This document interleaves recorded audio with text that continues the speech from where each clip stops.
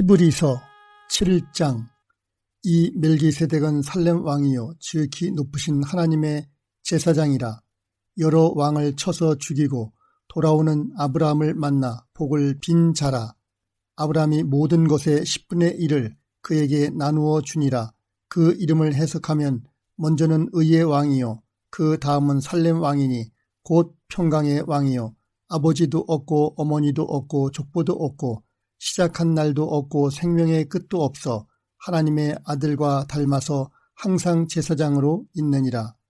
이 사람이 얼마나 높은가를 생각해보라. 조상 아브라함도 노량물 중 10분의 1을 그에게 주었느니라.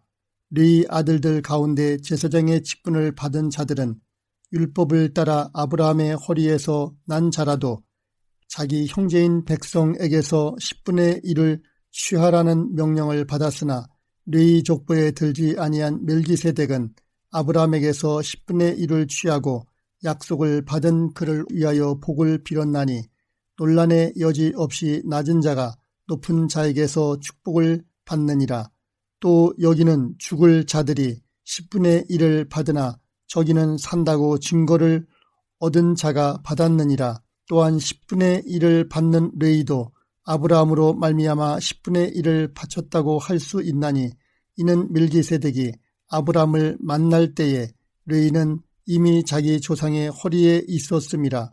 르이 계통의 제사 직분으로 말미암아 온전함을 얻을 수 있었으면 백성이 그 아래에서 율법을 받았으니 어찌하여 아론의 반차를 따르지 않고 멜기세덱의 반차를 따르는 다른 한 제사장을 세울 필요가 있느냐.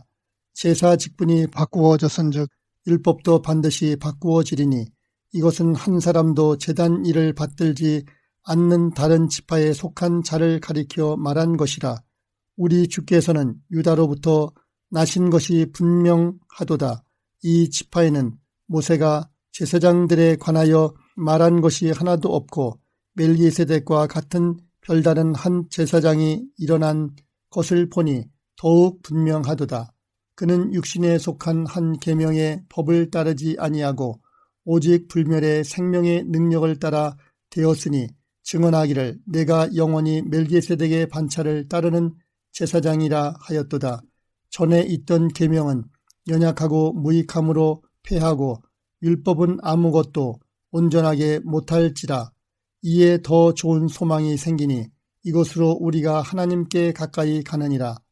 또 예수께서 제사장이 되신 것은 맹세 없이 된 것이 아니니 그들은 맹세 없이 제사장이 되었을 때 오직 예수는 자기에게 말씀하신 이로 말미암아 맹세로 되신 것이라. 주께서 맹세하시고 뉘우치지 아니하시리니 내가 영원히 제사장이라 하셨도다. 이와 같이 예수는 더 좋은 언약의 보증이 되셨느니라.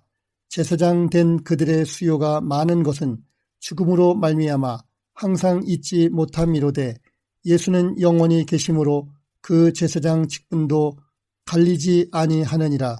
그러므로 자기를 힘입어 하나님께 나아가는 자들을 온전히 구원하실 수 있으니 이는 그가 항상 살아계셔서 그들을 위하여 간구하심이라.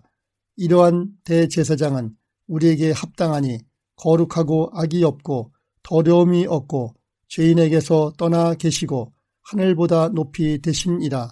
그는 저 제사장들이 먼저 자기 죄를 위하고 다음에 백성의 죄를 위하여 날마다 제사 드리는 것과 같이 할 필요가 없으니 이는 그가 단번에 자기를 드려 이루셨습니다. 율법은 약점을 가진 사람들을 제사장으로 세웠거니와 율법 후에 하신 맹세의 말씀은 영원히 온전하게 되신 아들을 세우셨느니라.